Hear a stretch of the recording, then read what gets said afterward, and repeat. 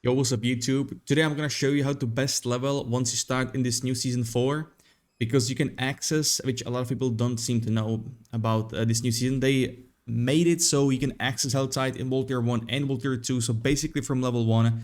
So I recommend going World Tier 2. I think it's possible to clear it pretty easily, unless there's a lot of people, because mobs scale according to the players around. So with that, I would probably avoid the event where you can spawn the main boss of Helltide, which requires 3 hearts anyway to summon it to start the event, so you probably won't even have those early on. But if there's a lot of people on top of that, or if someone else is summoning the event, summoning the boss, then yeah, it does scale quite hard. It's pretty hard boss as well. She also spawns Hellborns, which are also under very hard elites. And I would just stick to these events where you can see right here, for example, because already these are a bit hard early on if you don't have gear or builds. And we were about level 20 here, but is it definitely the best way to level? I'm a big fan of what they did, because they added a lot of new like mini events, and more mobs.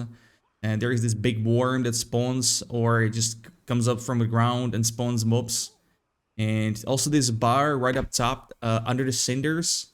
Once it gets full, you will be hell marked, and you're gonna have like 4 waves of mobs spawning. And 5th wave is a Hellborn, the elite. So if it might take a long time to kill the Hellborn, I would just skip it if you want to.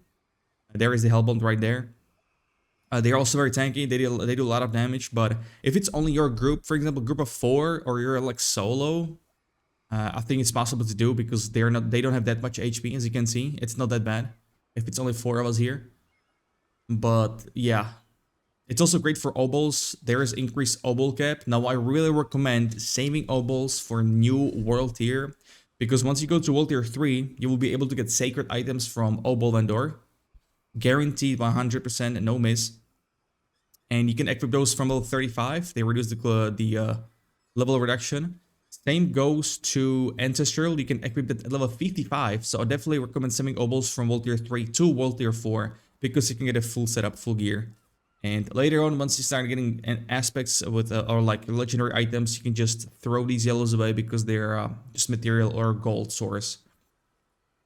So this is World Tier 1, 2, and even World Tier 3, I would still go with Helltide. Now for World Tier 4, I would definitely go for Nightmare Dungeons, because the XP in Nightmare Dungeons is ridiculous. It's really high. You will start to need at that point to get the Glyph XP, so even better. So World Tier 3 will serve for dropping glyphs, and World Tier 4 you're gonna start leveling them up in Nightmare Dungeons. There you can also get sigils that have an affix called Ancestral Awakening, which means it will give you 20% more Glyph XP. Very good, because they increased the Glyph XP overall by 25% in this season, I believe, or 15. And yeah, when it comes to chests, the cinders, you should save it for mysteries, but in World Tier 3, I think I picked the 75 ones, because they gave overall more loot. It's kind of up to you, personal preference. You will get a lot of cinders overall if you keep grinding in Helltide, so that should not be a problem. And of course, Helltide is a great way to get temperings, temper manuals, a great way. And this is the worm that spawns mobs. Comes up from the ground. So I was talking about, this is like a new event in this Helltide. It's very good stuff. So I also recommend crafting potions and incense. I'm gonna show it in game. Potions and incense gives you both 5% XP. So you talk to this guy. You got craft elixirs, basic elixirs. They're extremely cheap to craft. You can see I can craft 221. Any herb in open world, you click, you will get this thing right here. If you get blue ones from Helltide, I have a lot of them as well, as you can see, a lot. They give you 8% XP. So you stack this on top of the incense, and this is another 5%. As you can see, it lasts 7 minutes, but be careful. There are 2 types of incense. You can see in the description, this is type 1, and this one up top is type 2. There used to be 3 types, but oh, there's the 3rd one. There we go. We got 3 types.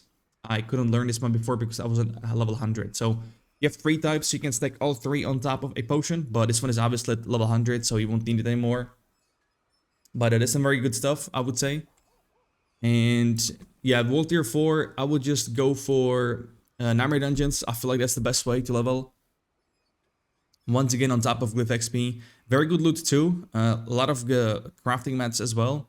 Although I would say for Whale Crystals and all that, Helltide is probably better, because later on at World Tier 4, once you get build going, you're higher level, then going for the events with the boss is probably the best, because they will give you a lot of items and a lot of mats, well, crystals, because you need a lot of crystals on top of a lot of gold, so it'll probably be the best. And also you can get Tree of Whispers in Helltide, which means even more gold, because yeah, the gold is going to be very much needed. Now I will also make a video or build with this barb if you're interested. This was Upheaval, Charge, Dust Devil, but right now I'm playing Dust Devil Double Swing, Leap, Quake, and Charge. It's pretty crazy, but it's very good. It's very good. It's very sick. I'll try to run some higher nightmare dungeons to have show you footage. It's more of a speed farm build, I would say. For single target bosses, it's not that best, but I feel like they increase HP of the bosses in nightmare dungeons. I'm not sure if I've seen anything in patch notes, but I'm pretty sure they increase the HP of those bosses. I'm not sure though. But that was pretty much it. That was the quick rundown or quick review how to best level in this new season. If you guys liked it, please leave a comment. Let me know what you think. Let me know what build you're rocking, what class you're rocking. And thank you very much for watching. I will see you next time. Take it easy and peace.